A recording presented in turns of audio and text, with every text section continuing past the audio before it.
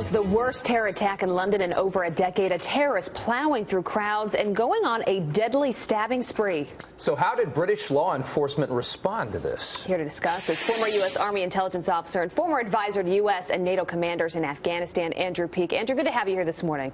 Great to be here. Unfortunately, under these circumstances, first, just your response to how the police officers in the UK reacted so quickly yesterday, and how difficult it is to go from guarding Parliament to jumping into physical action like they did. Yeah.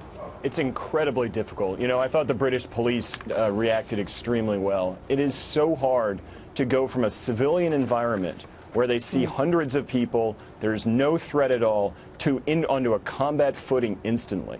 And for those two plainclothes policemen who managed to shoot the attacker in a blink of an eye, I really thought was spectacular bravery by them. Yeah, they really reduced the potential of damage and harm done. I thought that was very impressive as well, how they jumped into action so fast. You know, when you look at this and you compare it, they said it's the first one in over a decade. The last one was, I think, 7/7/2005, where it was a very well-coordinated attack, and it did a lot of damage. I think it was 3 trains and a bus. You compare that to this, it's almost as if they've been reduced to just a more simple attack using a car. I know you want to talk about how they're using vehicles now to do the damage, but does that also speak to just how good law enforcement is doing at keeping an eye on these people and making sure they don't get their hands on more deadly weapons? I think it does. I think the rise in lone wolf attacks in the U.S. and the U.K. and elsewhere do speak to that somewhat.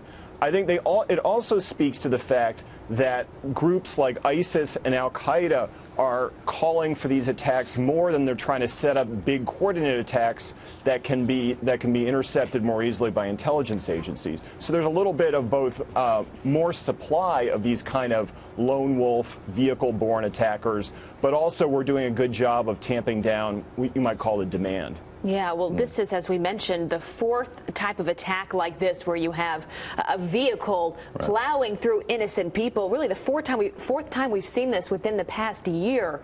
What can we do about that? Because it seems like this is the new way that terrorists are going to try to kill innocent people, just by literally taking their car and running down the street, driving over people. How do you stop that from happening? Well, I actually think it's more challenging for that to happen in the U.S. near the Capitol building than in Parliament. You know, there's no equivalent in Washington, or at least near the Capitol, to the long straightaway that you see on the Westminster Bridge leading right up to the Houses of Parliament, where an attacker can really build up a lot of speed and plow into a bunch of people and become very hard to stop. I mean, this isn't just a commentary on Washington traffic, but the police here do a very good job of making sure that you have to turn multiple times and that anybody in a car doesn't face a long straightaway where they can ram into a bunch of people and get very, very close to the Capitol